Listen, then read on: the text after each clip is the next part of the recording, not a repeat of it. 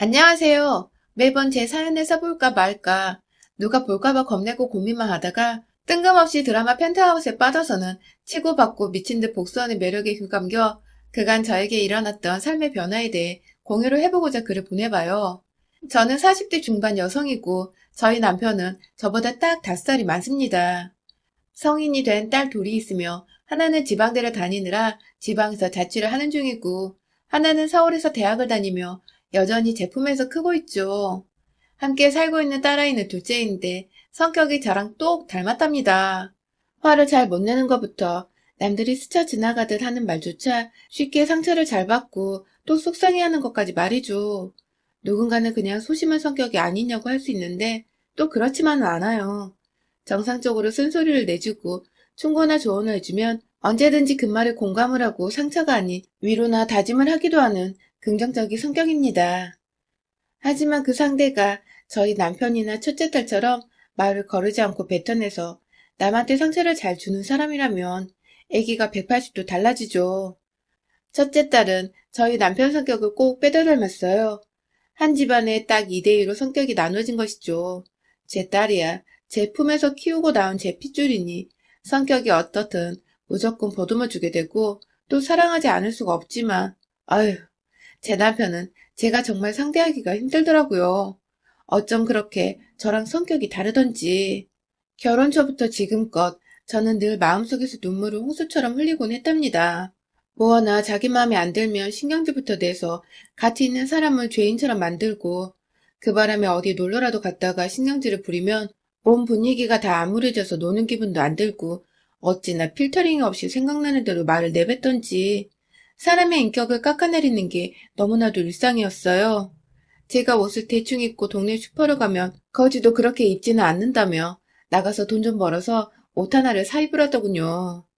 다른 집 남편들 같으면 옷을 그렇게 입었을 때 다른 옷이 이쁘겠다며 말을 해주거나 그냥 말을 참거나 하다못해 먼저 옷을 사줄 텐데 늘 말을 이런 식으로 하는 사람이었습니다.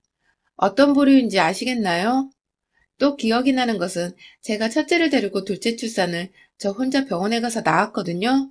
남편은 퇴근 후 샤워를 하고 있었는데 제 배가 갑자기 아파와서 막 밖에서 급하고 무서운 마음에 화장실 문을 두들겼는데 글쎄 남편은 샤워하는데 방해하는 거 싫어한다고 제발 혼자 해결을 하라면서 만삭인 와이프가 애가 나올 것 같다고 밖에서 놀래 노크를 해대고 있었는데 그걸 무시한 바람에 전 그냥 첫째 딸은 혼자 안고서 택시 타고서 병원에 갔었답니다. 물론 애를 낳을 때까지 옆에 남편은 없었고 병원 직원분들이 제 첫째 딸을 돌봐야 했던 웃긴 상황까지 연출되었죠. 애를 낳고 제가 정신이 돌아온 후 뒤늦게 연락을 했더니 남편은 애 낳았어? 어쩐지 없더라. 딱 이 한마디 하고는 병원에 오더라고요. 아, 여자한테 임신하고 출산하는 그 시기가 얼마나 중요한지 아시죠? 전 이렇게 남편한테 와이프인지 아님 생판 남인 건지 도대체 알 수 없는 취급을 받으며 둘째까지 순산을 했고 그렇게 전 그날후로 왠지 모르게 남편에 대한 속상함과 섭섭함이 마음속 깊이 자리 잡았던 것 같아요. 하지만 남편의 불같고 생각 없이 말하는 그 성격보다 절 더 힘들고 섭섭하게 만드는 것이 있었습니다. 바로 시댁 식구들과 저를 대하는 남편의 태도였는데요. 저희 남편은 시댁에서 장남도 아니고 위로 형이 둘이나 있습니다. 하지만 남편은 지가 장남인 듯이 늘 시댁에서 역할을 하곤 했죠. 왜냐하면 장남 노릇을 못하는 저희 큰아주버님 때문에요. 사실 큰아주버님은 잘못이 없습니다. 그 옆에 있는 저희 큰형님 탓이었죠. 왜냐하면 그 옆에는 정말 엄청난 쌍년이었거든요. 큰아주버님과도 어디 술집에서 만나 사고를 쳐서 혼전 임신으로 결혼을 한 큰형님은 저랑 동갑에다가 작은 형님보다 2살이 아래였어요. 뭐, 집안에서 며느리 노릇하는데 나이가 무슨 상관이겠냐면은 우리 집안에서만큼은 예외였습니다. 결혼하고 나서부터 큰아주버님 성격이 워낙 드셌어요. 정말 남편의 성격은 세 발의 피라고 할 수 있었을 만큼 큰아주버님은 뇌를 통째로 어디다 맡겨놓고 온 듯이 무개념의 무상식인 사람이었죠. 그런 사람과 결혼을 한 와이프다 보니 시어머님과 시아버님도 큰형님을 대하는 것에 어려워하는 듯 했습니다. 잘못했다가는 큰아주버님이 형님 편을 들면서 덜컥 화를 내버릴 게 뻔했기 때문이죠. 졸지에 시부모님이 자기 눈치를 보자 뭐가 그리 당당했던지 큰형님은 쭉 시댁에서 완전히 갑이 되어 있었죠. 솔직히 큰아주버님 성격이 좋지는 않았지만 자기 와이프 편을 확실히 들어주는 모습만큼은 늘 부러웠어요. 늘 형님은 제사를 지낼 때도 아프다고 혹은 바쁜 일이 있다면서 불참을 했고 제삿날뿐만 아니라 여러 시댁 행사가 있을 때에도 본인 일이 먼저라면서 늘 자리를 비웠어요. 중간에 시부모님이 한 번씩 아프셨을 때에도 나 몰라라 하는 바람에 작은 형님이 나서서 병원에 데리고 다니셨죠. 그게 좀 이상해 보였던 저는 작은 형님이 불쌍하다며 따라가 옆에서 도와드렸고요. 물론 큰 형님이라고 이 모든 일을 담당하고 해내야 할 의무는 없었지만 적어도 모두가 일을 분담하고 함께 해내야 할 순간까지도 나 몰라라 하시니 점점 저나 작은 형님의 불만이 쌓여갔습니다. 특히나 작은 형님은 큰 형님과 자주 부딪히면서 행동을 똑바로 하라는 식의 말싸움도 여러 번 하셨는데요. 결국 결론은 늘 똑같았어요. 큰 형님은 말이 전혀 통하지 않는 사람이었기에 싸우고 불만을 제기해도 늘 제자리 걸음이었죠. 그렇게 살다 보니 작은 형님은 작은 아주버님과의 사이도 시댁 문제로 틀어져서는 거의 각방을 쓰시게 되었죠. 부부 사이가 좋지 못하니 시댁 일에는 더욱 소홀하기 시작하셨고 제가 나름 의지하고 있었던 작은 형님까지 시댁에서 모습을 감춰버리신 바람에 시댁의 일은 온전히 막내인 제가 떠맡게 되었습니다. 시어머니가 5년 전에 돌아가시면서 큰아주버님께 제사를 확실히 맡으시던지 혹은 정확히 나눠서 돌아가며 분담을 하자고 하다못해 제사 비용이라도 자식 셋이서 분담해 나누자고 확실히 말씀을 드렸지만 완곡히 거절을 당했고 남편은 제 말을 귓등으로 듣는 건지 자기 형이 싫다는데 억지로 시키지 말라며 그걸 자신이 하겠다고 가지고 왔어요. 그러니까 자기 형은 장남인데도 제사를 억지로 시키면 안 되고 지 와이프는 멋모르는 막내 며느리인데 시집 오면서 쭉 맏며느리 노릇을 하다가 시어머니 돌아가신 후에도 제사까지 억지로 시켜도 된다는 논리였죠. 정말 어마무시한 쌍놈이죠. 하지만 더 큰 문제는 그렇게 제사를 모두 가져왔으면 남편이 절 좀 도와주던가 아니면 몇 없더라도 시부모님이 가지고 계시던 재산 중 일부를 더 제사를 준비하는 값으로라도 혹은 수고비로라도 형님들이 저희한테 더 얹어줘야 하는 거 아닌가요? 그런데 이놈의 망할 남편이란 인간은 제사를 도와주기는커녕 1년에 한 6번 있는 저희 제사를 늘 불구경하듯 옆에서 지켜보기만 했고 형님들은 철저히 연락이 끊겨버린 바람에 저 혼자 딸과 함께 제사상을 모두 차려냈습니다. 중간에 시아버지도 혼자 시골집에 내버려두면 불안하다고 남편이 저하고 한 번의 상의도 없이 아버님을 집으로 데려온 바람에 전 시아버지를 모시고 살기까지 했어요. 그 후 3년 정도 돌아가시긴 하셨지만 아휴 참 어른들이 돌아가시기 전까지 케어하기란 정말 쉽지 않잖아요. 식비와 병원비, 간병비로 돈은 돈대로 드는데 형제들이나 형님들이나 아무도 고맙다 혹은 미안하다의 인사를 한 번은 안 하시니 참 외롭고 힘들더라고요. 덩달아 남편도 남의 일 마냥 저를 도와주기는커녕 무시하고 일이나 시켜대니 마음의 골병이 많이 들었던 시기였어요. 그 후로도 시아버님의 쥐뿔도 안 되던 조그맣던 그 재산은 결국 셋이서 딱 3등분을 해서 나눠 가졌고 저는 제사를 모시고 시부모님을 모신 수고비는커녕 수고했다는 인사도 생략당한 채 그대로 제사까지 혼자 떠맡았습니다. 제가 억지로 식구들의 불러 모아 함께 제사를 지내자고 하지 않은 이상은 그 누구도 저에게 먼저 연락을 하지 않았으며 또 제사를 지내는 것을 도와주려고 하지도 않았죠. 가장 제 옆에 있던 남편놈도 마찬가지였고요. 도움을 주긴커녕 늘 자기 부모한테 정성을 다해 제사를 지내라고. 안 그럼 부정 타서 안 한 것만 못한다고 면박을 주기 일쑤였어요. TV 뉴스에서 매번 제사상에 피자도 올리고 치킨도 올라간다는 신세대 방식의 제사 소식이 들려오면 마치 저 들으라는 듯이 저거 다 옆에 애들이 제사 지내기 귀찮아서 얘들한테 꼼수 부린 거야. 저런 년들을 와이프로 둔 남자들은 안 봐도 팔자가 뻔해. 나는 시계말을 늘어놓았고 그 때문에 저도 시어머니, 시아버지 좋아하시던 단팥빵 하나 올리기는커녕 늘 전통대로 양반 하나 없었던 평민 집안의 조상들을 위해 그놈의 전통을 따라 종류별의 과일과 나물, 육탕과 떡까지 모조리 다 준비를 해 올려야 했습니다. 물론 저 혼자 혹은 귀하디 귀한 제 딸의 손을 빌려 함께 말이죠. 며느리들이 둘이나 더 있는데 내 딸이 이 제사를 도와야 한다니 엄마된 마음으로 정말 눈에서 매번 욕이 튀어나왔어요. 그런데 하루는 저희 딸이 왜 이렇게까지 정성을 쏟냐고, 아빠도 안 알아주는데 누가 알아준다고 이 힘든 제사를 고생하며 최선을 다하냐고 저한테 답답하고 속상하다고 하소연을 하더군요. 딸이 옆에서 보기에 엄마가 너무 호구 같고 불쌍해서 답답해 보였나 보더라고요. 전 결코 의도한 게 아니고 그냥 결혼해서 다른 며느리들이 아무도 안 하니 저라도 어찌 해야겠어서 제 도리, 제 의무라고 하고 있었던 것인데 제 딸이 봐도 호구 같다니 정말로 제 인생에 확 진절머리가 나고 절 이렇게 만든 남편 새끼가 미워서 뜯어 죽이고 싶더라고요. 결국 중간에서 형제들 간의 해결을 제대로 못한 남편의 잘못이 10의 8알이란 생각이 들었습니다. 물론 제 도리를 안 한 다른 형제들의 안하무이는 잘못도 있었지만 말이죠.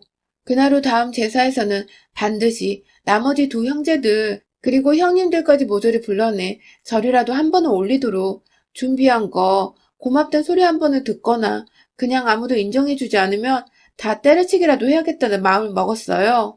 한마디로 이것들이 날 호구로 보고 있었는지 아니면 속으로라도 미안하고 고마운 마음을 가지고 있었는지 확인을 해보기로 한 것이었죠.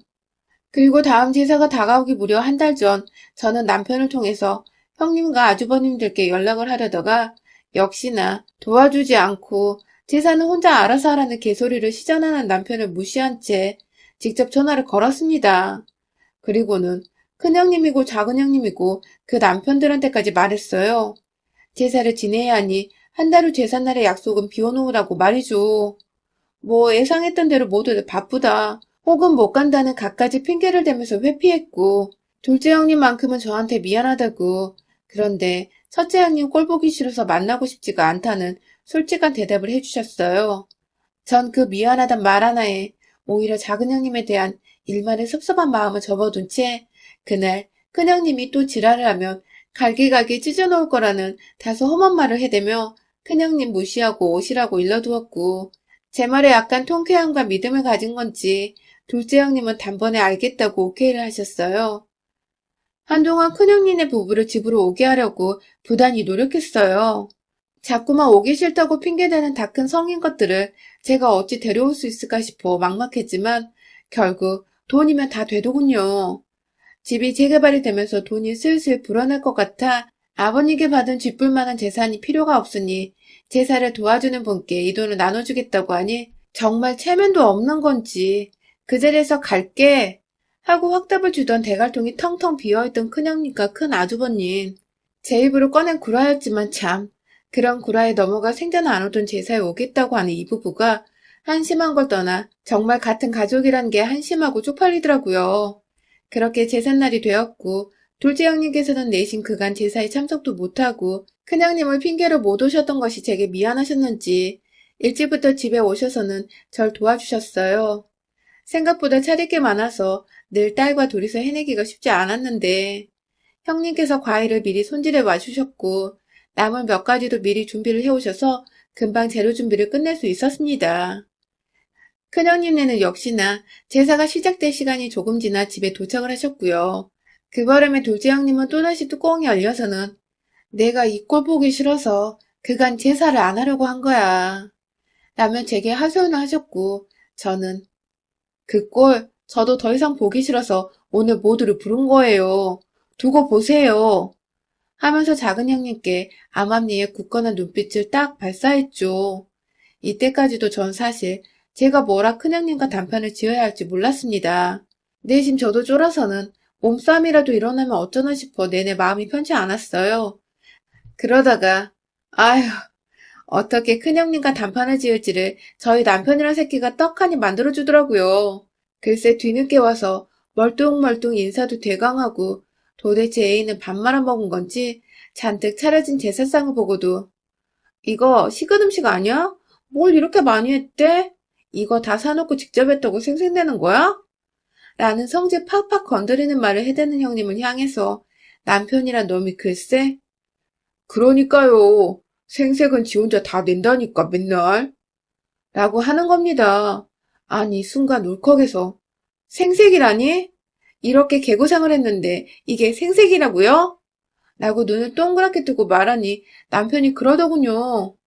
원래 너 같은 애들이 제사 차리는 거고 형수님처럼 여리여리한 분들은 그냥 옆에 서 계시는 거야. 이건 조상 때부터 이어진 국룰이야. 라고 말입니다.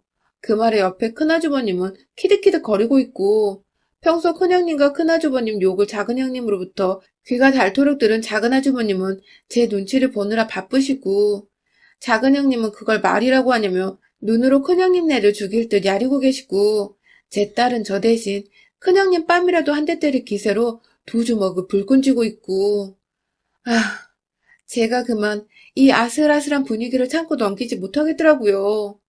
도와주는 걸 바라지는 않았지만 그렇다고 막말까진 예상을 못했네요. 곧장 부엌으로 달려가서는 주방용 과일을 손에 칼자루 쥔마냥 쥐고 나왔습니다. 영화 속에 나오던 척키처럼 그걸 손에 쥐고 나오니 큰형님은 지가 찔리는 게 있는지 끼악 하며 비명소리와 함께 뒷걸음질을 치더라고요. 웃긴 게 큰아주머님 뒤로 숨었는데 큰아주머님은 지가 숨겠다고 형님을 앞으로 내빼고 있었어요. 그 옆에 작은 형님과 눈이 딱 마주쳤는데 저는 분명히 읽었습니다. 작은 형님의 눈에서 짱 박힌 희열과 분노로 가득 찬 응원의 그 목소리를 말이죠. 그리고는 전 곧장 제상 뒤에 세워놓은 시어머니 살아생전부터 제사했었던 그 병풍을 향해 달려갔고 손에 든 가위로 그 병풍을 갈기갈기 찢어버렸습니다. 손으로 한번 푹 찍은 뒤에 조금만 힘을 줘서 아래로 잡아당기니 병풍은 정말 힘없는 종이 마냥 흐물흐물 찢어졌어요. 그리고 이내 저는 제 손으로 만들었고 작은 형님의 작은 도움을 받은 그 제사상을 큰 형님의 부모를 향해 상을 들어 올려 확 뒤집어 넘겨버렸습니다. 상을 아예 형님네 부부 쪽으로 밀어 던지는 바람에 두 사람은 제사 음식을 덤탱이 쓴 것과 동시에 상에 맞아서 뒤로 쓰러지더군요. 더 웃긴 건 그 뒤에 소파가 있었는데 둘 다 넘어지며 소파에 앉자마자 제사 테이블이 그 위에 떨어져서 무릎을 찧어버렸고 둘 다 아프다고 비명을 지르며 일어나 겨우 테이블을 치웠는데 결국 무릎이 아팠는지 다리를 제대로 펴지도 못하고 쩔뚝거리더라고요. 두 년놈들의 꼴을 보니 남은 건 딱 한 놈. 남편 새끼였어요. 순간 감정 주체를 못하고 가위 든 손을 쥐고 올렸다가 남편이 으아! 하며 나자빠지자 저도 겨우 정신을 차렸네요. 조용히 가위를 내려놓곤 엎어져 있는 제사 음식 중에 제 눈에 바로 띄었던 윗부분이 칼로 살짝 잘려있던 사과와 배를 인정사정할 거 없이 남편을 향해 던져버렸습니다. 작은 형님께서 어찌나 단단한 알을 사오셨던지 던지고 남편을 맞추는 그 느낌이 너무 알차고 좋더라고요. 던지면서 내가 다시는 네 조상들 제사를 지내나 봐라 하고선 절뚝거리는 큰형님은 제 손으로 머리채를 잡고 끌고 나와 집 밖으로 쫓아냈고요. 큰아주버님은 와이프가 그렇게 끌려나가니 별 수 없이 말리는 척하며 형님 따라 알아서 집 밖으로 나갔고요. 그 와중에 작은 형님은 재밌다고 깔깔 웃으면서 저를 돕겠다고 제 딸과 함께 거실에 뒹굴고 있는 제사 음식들을 치워주고 계시더라고요. 남편은 여전히 주저앉아 충격에서 헤어나지 못하고 있었는데 제가 안 치우고 뭐해 이 새끼야 하고 소리를 꽤 질러 보이니 옆에 있는 작은 형님과 작은 아주버님 눈치까지 살살 보다가 결국 알았어 지금 해 하며 딸을 도와 옆에서 하나둘 음식들을 주워 담기 시작했어요. 한마디로 기고만장한 저한테 함부로 말을 꺼내던 남편이 제 말에 거의 처음이다시피 수긍을 하고 쫄아서는 백기를 든 것이었죠. 좀 험난하게 결코 쉽지 않게 제 노동을 인정해달라는 투쟁 아닌 투쟁을 벌이게 되었지만 그날 후 저는 그간 저 혼자 제사를 지냈던 것에 대한 울분이 몽땅 풀려버렸습니다. 큰형님을 제 손으로 머리채 잡아당겨 집 밖으로 끌어냈던 그 순간을 아직도 매일같이 자기 전 되새기며 마음속에서 올레를 외치고 있어요. 작은 형님은 그날 후 저에게 제가 은인이라고 저 같은 동서를 둬서 너무 든든하다며 제사를 지내도 좋고 안 지내도 좋고는 제 마음인데 제사를 지내게 되면 이젠 자기가 꼭 도와주겠다고 하시더군요. 왜냐면 큰형님이 절대 무서워서 못 나타날 거 아셨기 때문이죠. 그 말에 혹해 제사를 하면서 작은 형님과 큰형님 뒷담화까지 실컷 하고 싶었으나 남편도 인정 안 해주던 저의 노동이었기에 후련하게 제사는 더 이상 이 집안에서 없는 것으로 결론을 내렸습니다. 절대로 다시는 앞으로 네버 우리 집에선 제사가 없을 거예요.